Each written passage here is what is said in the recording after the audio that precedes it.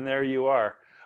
So thrilled to have you join us, Emily O'Brien. No pressure. You have an audience from Rome, Norway, Australia, Canada, the US. An incredible group of folks here that have joined us today.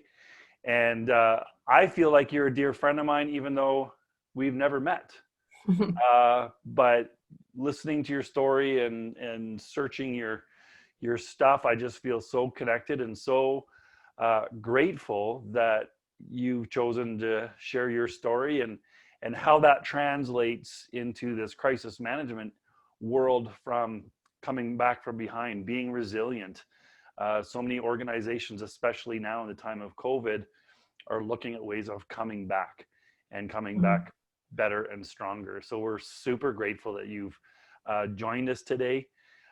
Fun fact, we had on earlier another friend of mine, Dr. Timothy Coombs.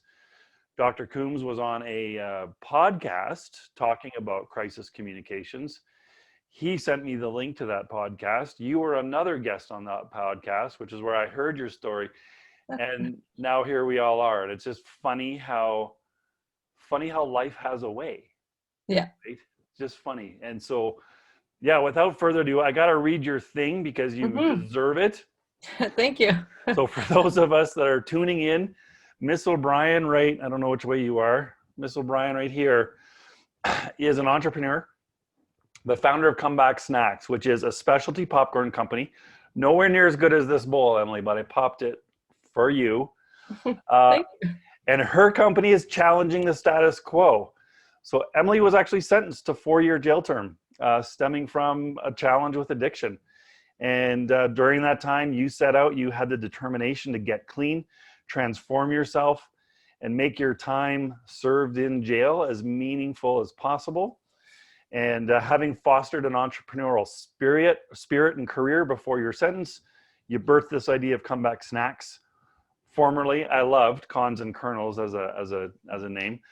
Formerly Cons and Kernels, popcorn brand that uses highly quality, health-conscious ingredients that creates unique flavors inspired by the ones that you founded and curated while in prison. And then through your trailblazing efforts, you have been an example that positive change can happen within correctional institutions, and that comes with passion, drive, and a positive mindset. You are aware of the hardships of being incarcerated, but you're driven to help remove the stigma surrounding people with prior convictions, as well as give opportunities for reintegration through training, empowerment, and education. And you are a leading voice in this movement.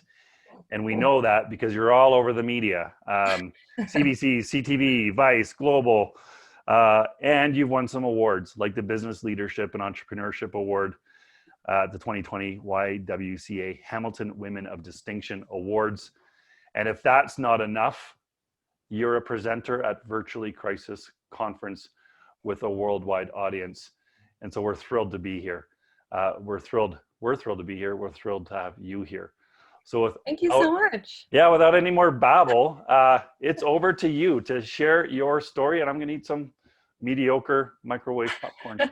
That's just so disappointing. You're having mediocre popcorn. I got to fix that. Hi, everyone. My name's Emily O'Brien, and as Ben mentioned, I'm the founder of Comeback Snacks. Come a long way in the last 4 years, and I'm just going to get into my story and then introduce what I like to call the comeback blueprint. So it's kind of how you come from complete failure, the combination of external failures and internal failures, and kind of build yourself up to be more robust and create something that can help others as well. So it was 2015, and I was living in Toronto. I had a social media company that was doing pretty well. And a lot of this work consisted of me always going out and kind of not like living it up, but like always being in the scene, always being in the action. There's like a lot of drinking involved. I also had I also drank all through university, but like I always had good grades. And so I never really saw it as a problem. I just saw it as like something that I did, right? But in 2015, when I was living in Toronto, my family split up, and, I know we hear this all the time, and that happens to hundreds and millions of families. But when you see people that you love in pain, it really hurts no matter how old you are. You could be 5, you could be 12, you could be 25 or 45. Like, you know what I mean? Whenever you see that, it's difficult. And I wasn't really prepared to handle that kind of loss. And so I kind of engaged in even more substance use to try to mitigate these effects. You know, I went from celebrating to medicating at this point. My drive and my interest in my business kind of started to go downhill. My dating life was just all over the place. It was just like, there's no point to it. Like, it was just senseless. And I was feeling like kind of empty. And I actually met someone randomly through my work who wanted me to get sober. He was like, okay, like, you know, you're drinking too much, like, you're better than this. And I was still very high functioning. Like, no one could really tell. So, but he could. And so we actually did some business together, and then we kind of developed this like quasi romantic relationship. And we became really, really good friends over the next 6 months. And after we started doing business together, it's like some of his business stuff didn't add up. Like, his checks to me started bouncing, and, you know, just like being very sketchy with things. And I was about to kind of like get rid of him. And I was like, okay, like, I'm kind of over this, like, whatever. And then he's like, you know what, like, I feel really, really bad. Sorry for putting you through all this. Like, I want to like take you away. Let's go on a trip, and, you know, we'll just like have a good time and just get away from all this like riffraff that's going on in the city. And I was like, okay, cool. And then he's like, I'm going to come over tonight. I want to talk to you about something. And so I said, okay, like, sure, come on over, like, whatever. And so he comes over, hanging out. He brings me like a bottle of dessert wine. Like, he's also like, throughout all these like last 4 weeks, he's got me all these like weird gifts that I'd never asked for. Like, he got me a sound system that ended up having cement in the speakers when my mom tried to sell it. Like, he got he got me like a watch that had no battery in it. He got me a TV. I'm like, why are you getting me a TV? I'm never home. Like, so weird. And so he comes over, and then he's like, okay, so we're gonna go on this trip, but there's just something I gotta tell you. And I was like, what's that? He's like, well, I'm gonna be like bringing some drugs back. It's a favor I have to do for someone, and, you know, like, you don't have to do anything. Don't worry, but you can do it too if you want, you know. And I was like, oh, absolutely not. Like, I was like offended that he even would ask me that, because he knew that I'd traveled a lot. Like, throughout university, I really valued travel, and so I spent all my off time, like, exploring the world. And, you know, I didn't buy Chanel bags. I bought plane tickets. So he saw me as someone who had like extensive travel experience, was like an open-minded kind of girl, like, you know, obviously had a substance abuse problem, and he actually ended up manipulating that. And then it's propositioning me to go on this trip that the requirement is like, oh, you have to bring drugs back. And I said, okay, well, no, absolutely not. Like, I don't need to go on a trip that bad. And so he was embarrassed and left. And I thought that was the end of it. But that night I go out and hang out with a couple friends, just like at a bar. And he texted me again. He's like, you know, I'm so sorry I even asked you that. He's like, I feel so embarrassed. I'm such an idiot. And I was like, well, yeah, I was just kind of really random and off. And like, I would never want to jeopardize, you know, my ability to travel, any of this stuff. And he's like, okay, forget I ever said anything about that. Like, let's just go on a trip. Just me and you, like, forget everything I said. And I was like, okay, I believe the best in him. I was like, okay, like, sure. As long as you promise. And he's like, no, for sure. Like, don't worry about it. And I was like, okay, stupidly, you know, couple vodkas in, just, again, I like to believe the best in people. And so he's like, okay, send me a picture of your passport when you get home. I'm like, okay, all right, cool. Another stupid thing is sending over your passport to someone. And then he books the tickets almost immediately. He tells me we're going to go to Puerto Rico. I'm like, oh, so fun. Like, you know, that's where like all these cool music videos are filmed. Like, that's awesome. I really want to go to Puerto Rico. And so we leave like pretty much 2 days later, and his friend drops us off at the airport, and then we're going to the check-in, and we're actually going, like, I never looked at the tickets because he like just got them. And then we're actually going to somewhere called St. Lucia, and I never even heard of that. And then I questioned him about it because, like, in my text messages, it said, oh, we're Puerto Rico. So he, like, wanted me to tell people that I was actually going to Puerto Rico so that no one would know where I was actually going. We get to the airport, and I was like, okay, what's going on? Like, Puerto Rico, but he's like, no, I told you this the whole time. Like, it was St. Lucia. He's like, and you could just tell his demeanor was, like, starting to change. But there I was so close to, like, that flight, you know, that quick escape. And I was like, okay, it must have just been like my drinking. Whatever, just kind of blamed it on myself. Just put it aside. Got on that plane, and the first 3 days are really fine. Like they're fun, they're exciting. We go jet skiing, we go like out for dinners, and you know, we have like drinks even though I thought he didn't want me to drink. And then on the third day, you know, I'm about to go down to the pool. I always went down to the pool around 2 because during the day it was just so hot, and so I like to go in the afternoon. And then he's like, oh, you're not going to go down to the pool today. And I was like, what are you talking about? And he's like, did you really think that this is just all fun and games? And he looked at me like he had this like stone cold look in his eye that was like someone else. And I was like, what do you mean you're here to work? So he's like, okay, our friends are picking us up in half an hour and you're going to come in the car with me.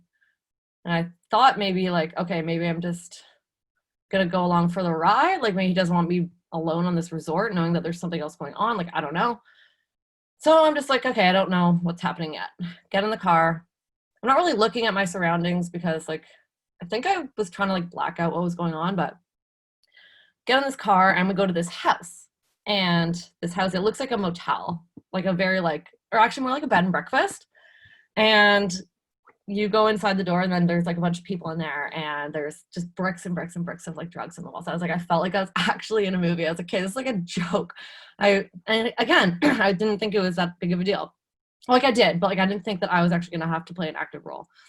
And then this woman comes up to me and she's so nice. She's like, oh my God, thank you so much for doing this. You know, like so-and-so, he actually owed money. And I found out that the guy that I was with owed some people money and that he'd apparently sent my passport information to these people and told them that I had agreed to bring drugs back with him.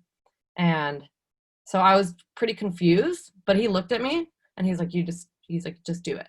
And so this lady begins taking my measurements. Like I was getting fitted for like, you know, a nice couture outfit, but it wasn't the case. Well, it was like drug smuggling couture.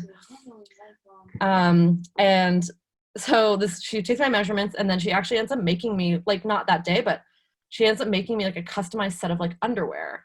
And I call them Spanx for smugglers because they look like Spanx, but they actually have like pouches in the front, like a pouch, like space for a kilogram of Coke in the front and a kilogram in the back.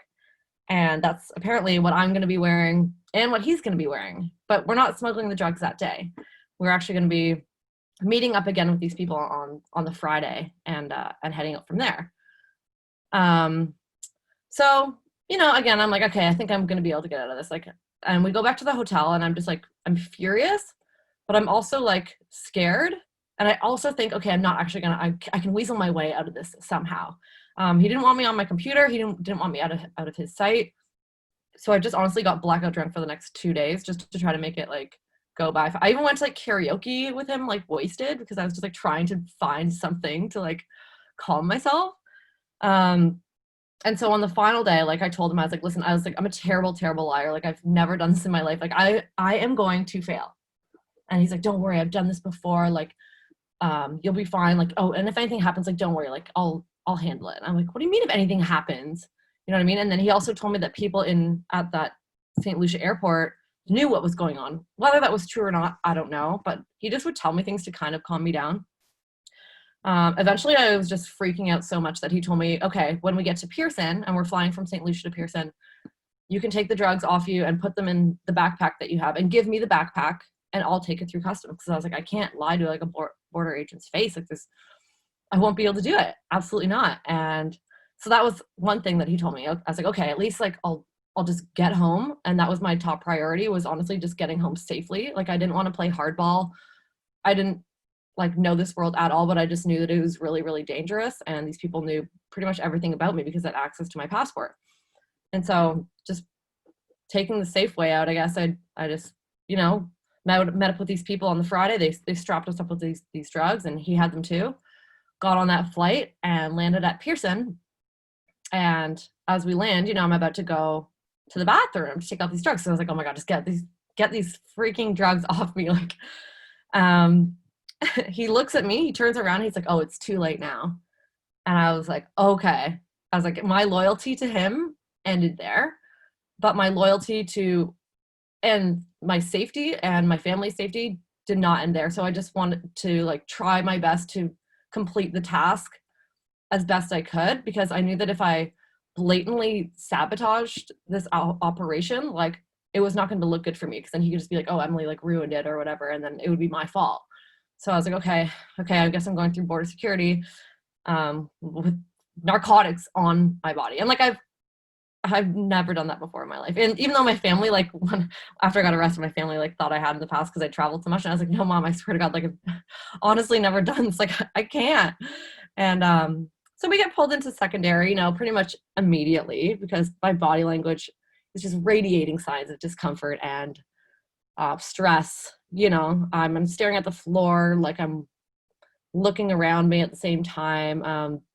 And so once we get into secondary, they immediately question us, but they separate us too. So I can't see him and he can't see me.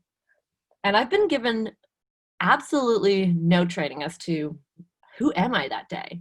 Like my true identity was so lost, and I didn't know even who I was to him. Like when they asked me all these questions, I was like, how long have I known him? I don't know. What am I supposed to say? Am I his girlfriend? Am I like, what was the purpose of this trip? I don't know. Like I was given no training. So I stammered on all my answers. And then they finally asked me questions about drugs and like my drug use. And I was like, okay, well, I can be honest about that. So I was like, yeah, I did cocaine in Las Vegas a couple weeks ago, which was true. And, they're like, okay. And then they look at me and they're like, Ms. O'Brien, so like, we just got to ask, because we're going to give you like a body search. Do you have drugs on you? And I stared at the floor for what seemed like, I guess it was such a long time that they had to ask me again. And I knew that at this point, lying to a federal officer was just going to put me deeper in the hole. I knew that I was already caught. Again, not knowing the repercussions of what was actually going to happen. So I kind of felt a sense of relief when I said yes.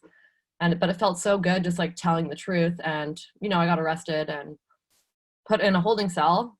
And I was just talking to the border officer like everything would be fine. And I really was so ignorant to how serious it really, really was.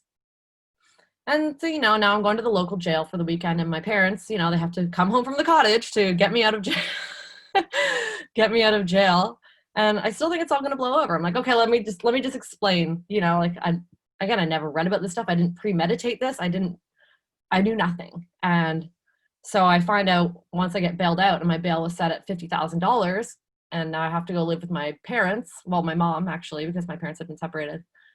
And yeah, house arrest. So, okay, goodbye life in Toronto. And now I had to somehow still manage to run my business without talking about the case, because you're not supposed to talk about the case. And so I was really trapped in this world of like knowing that I'd been harmed, but also knowing that I had to take responsibility. And so it took 2 years to go through this whole court case. And in the initial year, I just kind of went through the worst part of it. I was stressing my mom out because I wasn't really listening to the conditions because I didn't think I deserved them. This was an inconvenience. I had a business to run, I had a career to build, and this was just all going to go away. $50,000 in legal fees. Didn't really go away, but whatever. And it wasn't until I actually got arrested a second time for breaching my conditions, because I went out and I had a couple drinks, and my police like saw me and were like, oh, like you're not allowed to be out, and boom, thrown in jail for the weekend. And it was at that point when my lawyer was like, Emily, we really believe in you, and we know that you're good. Like you had a great upbringing, like you were always kind. Like I volunteered, I had a great resume, I had a great, I was an honor roll student. But he's like, if you disobey these conditions again, like they're not going to let you out, and we can't prove that you're the person that we know you are if you keep disregarding these rules, even though they suck. And I was like, okay. So it was kind of at that point where I realized that I needed to stop embracing like the victim identity, and kind of like, but at the same time realizing like, okay, that person really did screw you over, and don't, ever talk to him again. But also rethinking like how I could move forward and build something different, and really take charge of my life. And the first step to that was, ditching the substances, because I was careless when I drank, and I was selfish and ignorant, even though I was good. Like I definitely had lots of moments of the former. And so about a year and a half into this whole thing, like before the sentencing, I find out, okay, there are these things called mandatory minimums. And, I was like, oh, can I just like do volunteer? Like, can I scrub graffiti off walls? Like, so then I was like, prison. Okay. sounded horrifying at first. But the first part in my step forward was actually kind of researching where I was going, and like, what did the prison have, and sort of kind of pre-planning my stay there. Like, I kind of reframed it as like a sabbatical, like a forced sabbatical. And like, I knew that I couldn't just quit alcohol and Coke on my own. Like, I needed to be away from it for a significant amount of time, to kind of, recalibrate my life trajectory.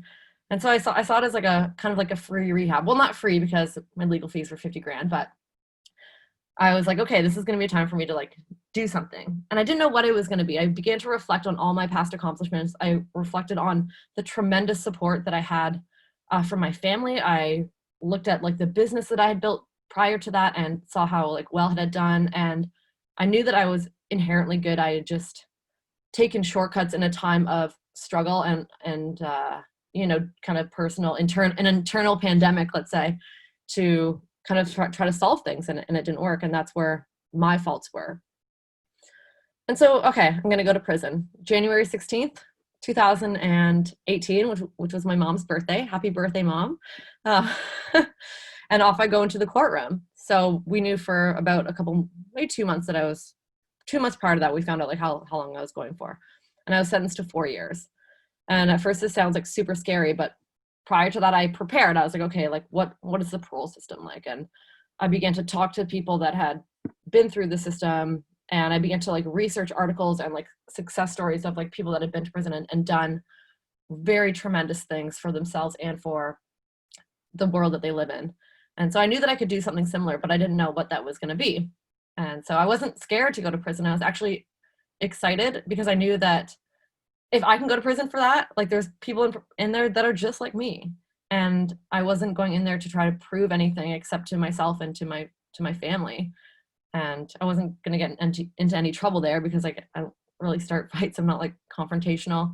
I actually ended up being like kind of like the class clown in there, because I've made people laugh. And yeah, so in prison, and 3 months in, I'm kind of like sitting, debating things, having a snack, and it's the Super Bowl party that day. And we were all kind of having like, chicken and waffles, because you cook all of your own food in women's federal prison. So because I was like a low risk offender, I lived in a house. And don't worry, like, the knives are chained to the walls. But yeah, I lived in a house, and you prep all your own food, and you get access to like a grocery list of items that you can choose from every week. So there's like spices on there, there's dairy. It has to like cover all the 5 food groups. And someone made popcorn, and popcorn was always a favorite snack of mine because it was healthier. And I had like suffered from an eating disorder in the past, which also led to my substance abuse, because like, I'd just substitute like vodka and cocaine for food. And so I was like, I don't want this to reignite in here. So I wanted to create healthier recipes for myself. And I also saw how many people in prison also had eating disorders, which, catapulted into substance abuse. And so I wanted to make a healthy snack kind of like for everyone. And so the perfect snack was actually a combination of lemon pepper and dill spice on popcorn. And I was eating it, and it was like actually so good. It was so unique. And at the same time, we're all sharing stories. We're all laughing. We're all kind of escaping where we are and, finding strength in adversity. And that's like when it kind of clicked. I was like, why don't I start a popcorn company and, make it socially good, so that I can hire people and hire myself, people that come out of prison or that have criminal records, because I know coming out of these situations, it's not easy in the workforce. You do your time, but then, you get punished again by being inadmissible to a lot of the majority of employers, right? Like, because even if they do background checks, like, they don't necessarily want to hire you anyway. But I saw so much talent and so many tremendous skills and strength of people in there, and I really wanted to showcase that. So yeah, I kind of started with that. I started Comeback Snacks, and it was originally called Cons and Kernels in prison. And I did like a survey. So like, I asked all the inmates like what I should call it, and then we kind of agreed on that one. We changed the name because we wanted it to like reflect the growth that we'd had, and not just more positive, but like more realistic. Like, we aren't just convicts and kernels. We are Comeback Snacks. Like, we've come out of something like tremendously challenging that's perceived in the media as just evil. Like the world is changing, which is good, but traditionally all you hear about is the crime, and you don't really hear about the person's life before that crime was committed. And that's what I really noticed, was that people's lives before prison weren't pretty. Like they were filled with abuse, filled with trauma, very minimal family support. I was one of the lucky ones. And so I knew I had to use that luck and gift of a family and a good environment to build something to help others. Because that's what I call emotional profit, and it's money for the soul. And that's what's like, that's truly what's enriching. And so from prison, or popcorn and spices, and then I started to write letters to people that had, like entrepreneurs, local entrepreneurs. I would write I'd write letters to authors that had written books, like saying what I found inspiring about their work. So I started to build this network from inside prison out. Like I would do people's homework for stamps, and you'd be surprised like how creative you can really be when you have everything taken away. You can't rely on this fancy printing, or you can't rely on, this new app or like this fancy camera. You really just have to take what you have. And that's when you can build something, I think, truly magnificent. And so we experimented with a bunch of the flavors inside. I got even the staff of the prison involved. I partnered with a friend of mine on the outside who would send me in market research through the mail. So we started to build this business plan by writing letters. And we also put up a landing page, and I started blogging. So I would write blogs on paper and mail them out to him, and he would upload them. So we started kind of generating interest, because I didn't want the story to be shared without my consent, because that's when people take control of the narrative. So I wanted to own that story. So I started, inside prison, and I negotiated with the warden to let me out of the prison for a day to go promote this popcorn, which was never heard of at all. She now follows me on Instagram, which is hilarious. She's not the warden anymore. She retired, but but yeah, so as soon as I was released and I served 11 months, I had to move into a halfway house. And so at this point, we got the website, we got the branding. All of the branding was designed developed in prison, because I was just smothered in this institutional jargon all the time. And so I was like, all right, I'm going to flip this on its head and use it to work in my favor. So our tagline is popcorn so good it's criminal. It kind of and made with conviction. We used everything that was used against us, saying that we were bad, to create something good. And so 6 months, so timeline wise. Okay. So I'm out of prison. I got to live in a halfway house. And living in a halfway house it's interesting, because now you got to call everywhere that you're going. You have to call from a landline once a day. Save my soul. I had to go into Starbucks and use their landline.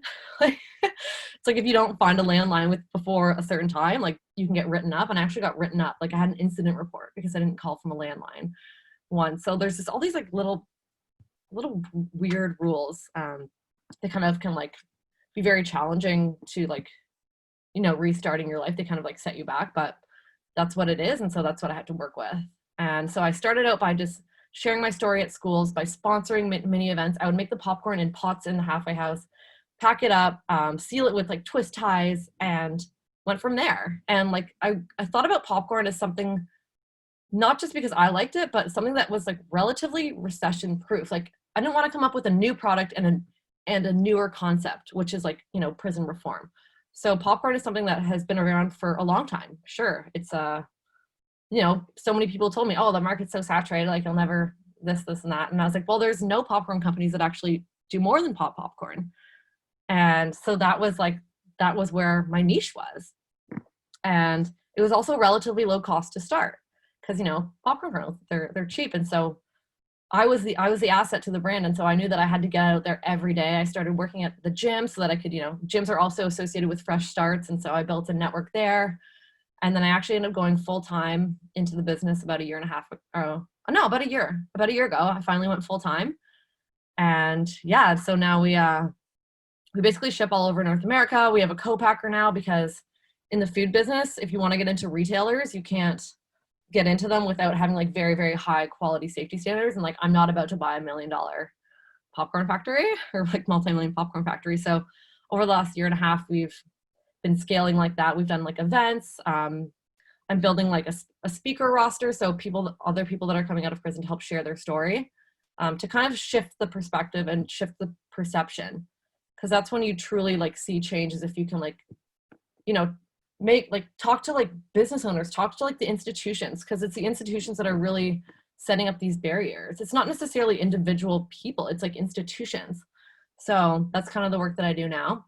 But like obviously making a comeback is not easy, and you know, it takes time, and they aren't handouts, right? So it takes a lot of work, it takes a lot of pain, it takes a lot of struggle. I fought with my parole officer all the time. I fought with my lawyer, not actually fought with my lawyer, but you know, like there was definitely a lot of times where I was really, really challenged and people were very skeptical.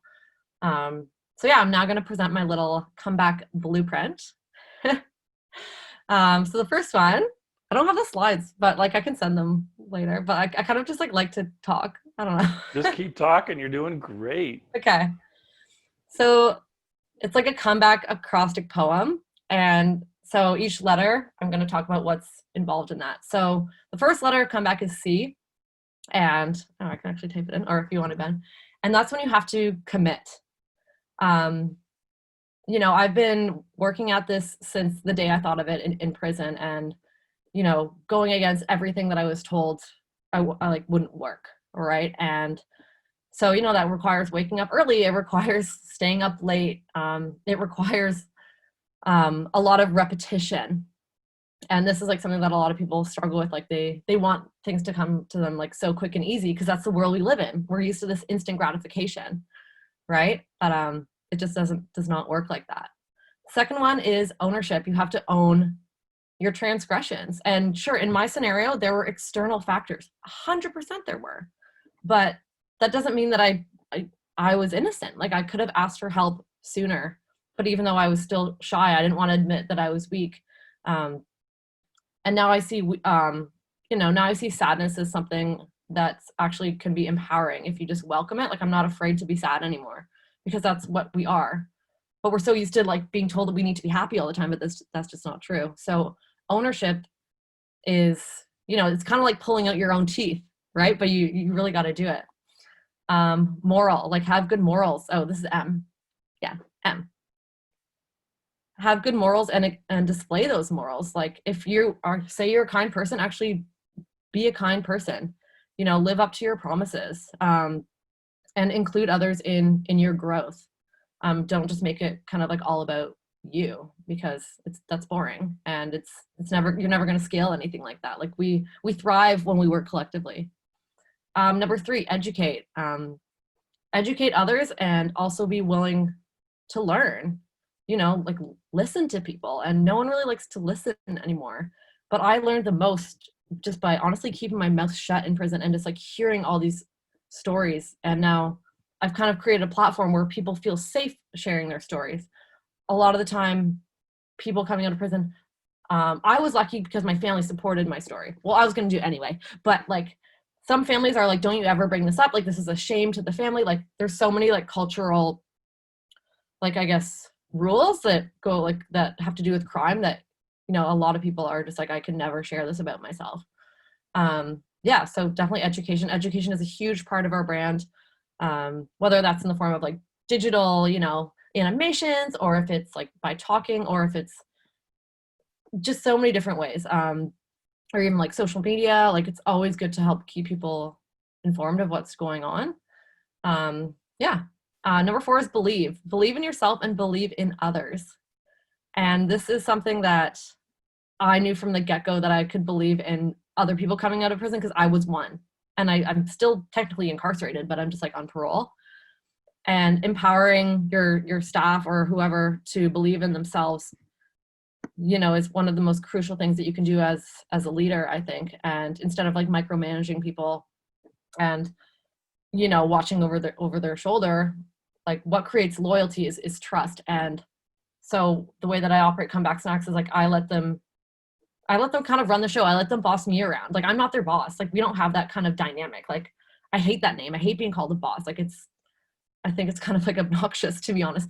So like we're all on the same level, and I like it when they kind of tell me what to do, because that means they're confident, and confidence is key.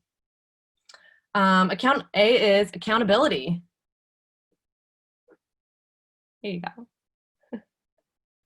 I'm getting there, but Um, there's no spell check on this chat window. And Tim Coombs is still here, and Peter Ryan. So I got to make sure I'm doing right spelling. oh, okay. Accountability is if you're gonna do something, do it. Like the flaky world is crazy out there. Like people love to kind of like flake all the time, and I think what will really make you have a robust business organization is actually staying true to your word. Like if you're gonna be somewhere, be somewhere. If you double book yourself or like are in a huge rush, like try to do it anyway. Oh, what's going on? Am I still? Oh, there we go. Okay. Um, okay. Courage. You just got to go for it. And coming out with this story, I knew that I was probably going to face backlash. I knew that I was going to get, people probably being ignorant, but people will always be ignorant if you don't prove them otherwise. And the best way to kind of eradicate stigma is through proof. And by owning my story and just having it out there, no one can have dirt on me. So it's like, okay, you can't tell me something that I haven't already said about myself. And that's power. So, but again, it's like, it requires a thick skin. And also like definitely it also required like tough love. Like I think I needed like the tough love. Like I'm not someone that can be coddled into changing. Like it just doesn't work. So, I mean, like everyone's different, but I think a combination of tough love and also having like a thick skin is kind of paramount for making anything that's and being vocal about change that you want to see. What's the next one? Kindness. Yeah, kindness is like so important. And that doesn't mean like letting people like walk all over you. It just means like actually caring about people and having empathy for why people do the things that they do. And this having kindness and empathy is why I forgave my co-accused, because I didn't understand what was going on in his life. Sure, like what he did to me was like really messed up.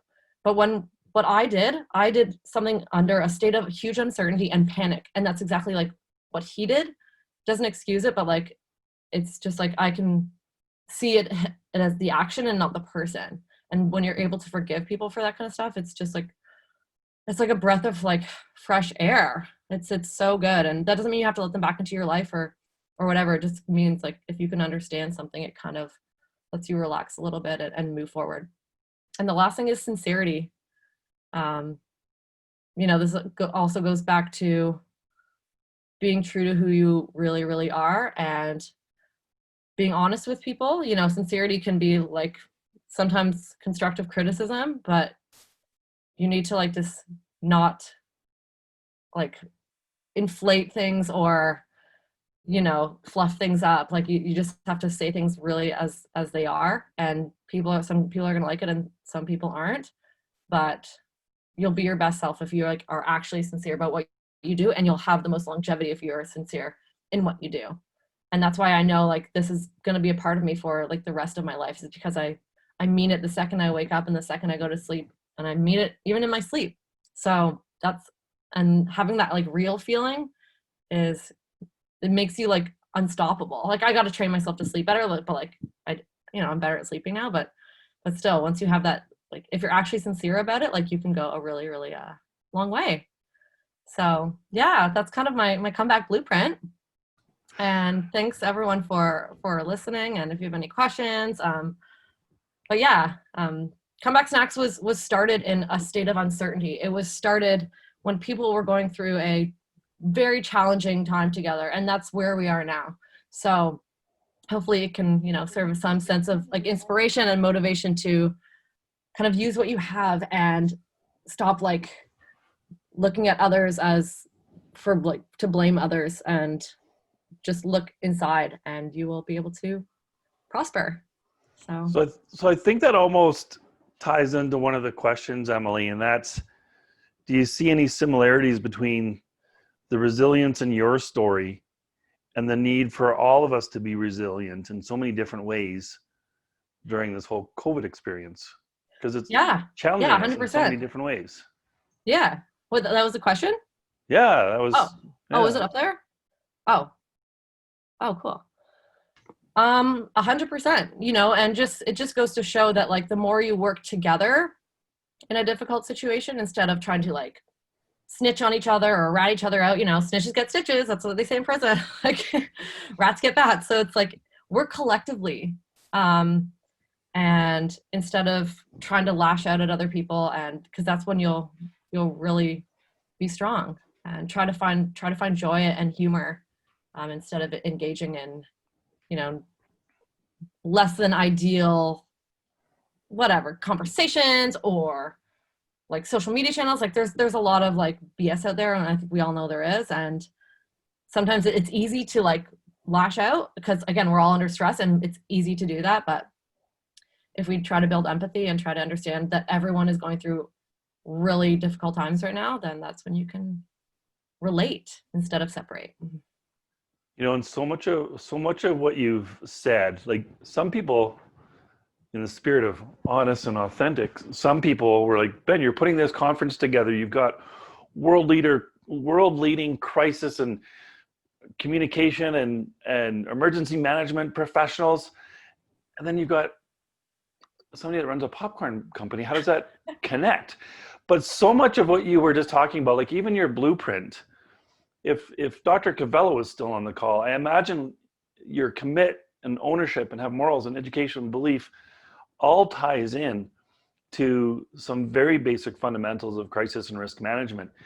I mean, simply what you said, if I own my story, no one can have dirt on me.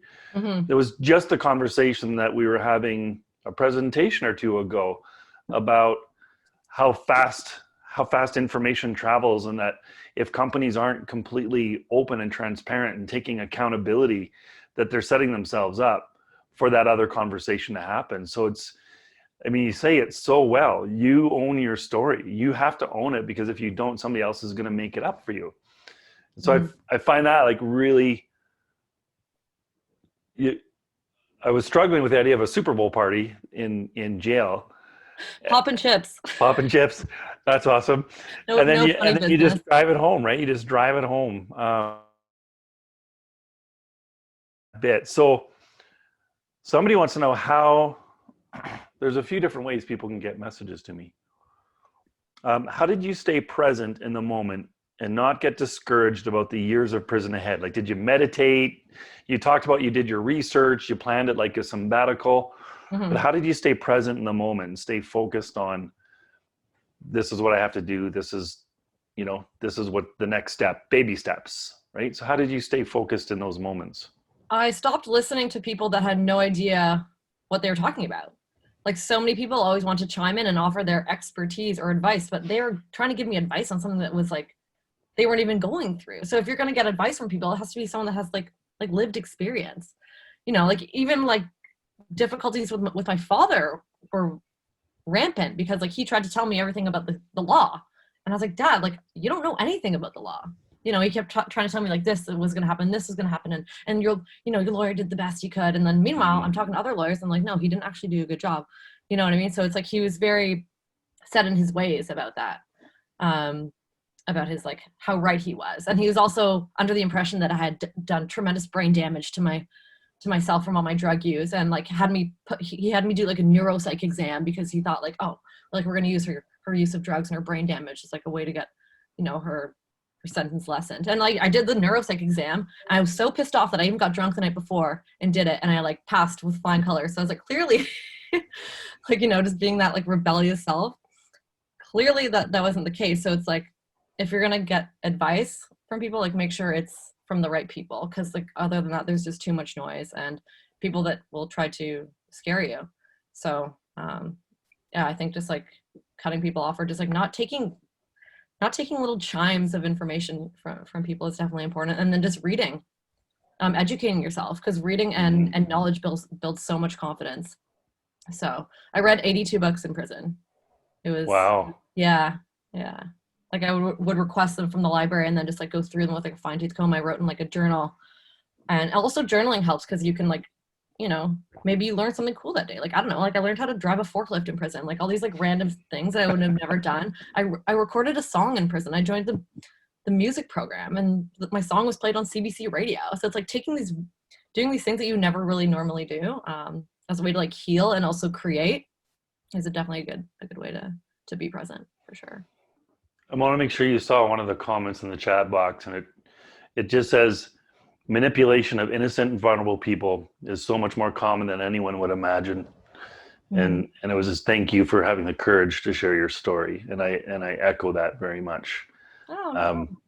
and then Tim was just wondering, do you think prisoners or prisons hold good people who, if we supported fully in rehabilitation, could be great for society? Like a good Hmm. example beyond is like prisoners have been used for wildland firefighting, right? And in 2020, Hmm. they finally can be firefighters once they get out of prison. So it's Finally, yeah, they just changed that law. Like they just won that. So, because before they'd be like, "Oh, sorry, you actually can't be a firefighter now." Like it was just such a, I don't want to say, it, but a mean move. Like honestly, you can say it here. You're in a safe space. it would be such a dick move. Yeah. So like, and I think people in prison that have people that have been through adversity in their life are actually very, very strong. Like my staff, like they are like loyal to a T. Like they love working. Like they love like building things and proving themselves. Right. And so they're actually fighters, like firefighters, but they're also entrepreneurs in there. A lot of the time people in prison are there because they were like selling drugs or trafficking drugs, right? So it's like, okay, like what else could that person sell? You know, like if Yeah. you can run like a drug business, you can run any business, right? So you can just transfer these skills into things that are actually good for society, right? Instead of, you know, things that break the law and causes more violence, right? That's why these laws are in place, is because there's not just like the physical effects of the drugs, but like the violence that ensues because of the fact that they're illegal. So I want to make one other parallel. And you talked about, are you getting paid by Tim Hortons to like no, brand recognition there? no, I Oh, just thought it okay. went with my shirt. um, you talked about emotional profit, Hmm. and for me, from a crisis management perspective, or crisis communications, crisis management, uh, loosely translated, and I believe it's through the Mandarin language. When they spell crisis, they use two characters, and one of the characters represents threat, the other character represents opportunity. And so in every crisis, there is opportunity. There's opportunity for your organization to demonstrate your commitment. There's opportunity to demonstrate your values. Uh, Zoom has an opportunity to dominate the world with online conferencing. So there's always opportunity inside of crisis. And can you just, I'd love to hear you just a little bit more about that emotional profit, because when we're so focused on business, it is, you know, with COVID, lots of companies are struggling. One of the first things to go are the non-essential positions, because they'll keep marketing, but they'll get rid of comms because marketing is driving profit, right? And so Yeah. there's tremendous value in the emotional profit, and there's tremendous value in the non-tangibles. And it's just Hmm. such, to me, it's such a great connection to emergency management and crisis communications. Hmm. How So does it, do you how want does me to like emotional profit show expand up more for on you? it? How does it show up for me? Yeah. Emotional profit shows up for me when someone comes like crying up to you after like a speaking engagement because you know they can't get a job because they have a like this one girl came up to me crying because she's like, I had a record from an assault charge and I wanted to be a nurse and I can't be a nurse. And like in this era, like we need healthcare, like we need right, and so you're gonna bar someone from like getting an education. And so like that is what I work for, you know. It's like that's who I want to serve. um Even just like picking up like your team members and driving them somewhere, or like introducing to something new without even expecting anything, like just doing nice things and like seeing their how happy they are, you know. Maybe they've never like got their hair done at a salon before or something, or maybe they've never Mm. had like a massage, or just like little things like that. Maybe their supervisor like never picked them up, or maybe no one's ever picked them up, right? So it's little tiny action. It can be any tiny action. It can even be like a bigger action. It's things that you know you're actually making a difference in someone's life, and that's like what's truly rewarding, and that's what makes you feel like honestly emotionally rich, and that's what makes me so willing to keep giving, because that's what spreads is your character and who you are, and not just your work ethic but your people ethic, like how you treat people. So Your people ethic. I love that. mhm. Emily, thank you so much for sharing your story with this Oh, group. here, I forgot. This is the product. Oh, Post it we now. put your website in the Yeah, box. I love it because it literally started with like a popcorn kernel and stamps, and now it's like being produced in like a big facility, and we still have our in-house line and stuff. So we do like conferences and like what baby showers and stuff, but like the retail line is like something that we're super proud of. So it's good, and like the more that I can scale, the more lives I can change, and then the more like institutions I can change, and that's when we'll start to see less people suffer after they've been incarcerated. It's amazing. Thank you for being here. Thanks for sharing your story. We'll connect again, I'm sure. Cool. Sounds good. And you're welcome. I don't know. We're gonna try this experiment in about an hour and 10 minutes. It's called Crisis and Cocktails. We used to do Crisis and Coffee. Okay. You're welcome to bring your Tim's cup, but if you're not doing anything, come back to the same link and we'll see who's kicking around for just Cool. an informal chat wag. And I'm just seeing now People Ethic. I love it. Thanks so much, Emily, for sharing. I just came up with that on the spot. I should write that on my whiteboard. Write that down because that's, People Awesome. Ethic. Right All right. on. So Cool. 8 minutes. The last session for today, Christiana Thompson, a professor and researcher from Royal Roads University, is going to join us for some really great information. So come back in 8 minutes. And again, welcome you to pop back at 4 o'clock Mountain, 6 o'clock Eastern for our experiment. We'll see if we can get this thing going. Don't know how we're going to do it yet, but in lieu of an in-person conference where you can meet some of your colleagues. That's one of the great things about conferences is the networking. So in absence of that, we're going to try something at 4 Mountain, 6 Eastern. So we'll see you then. And Christiana, we'll see you shortly.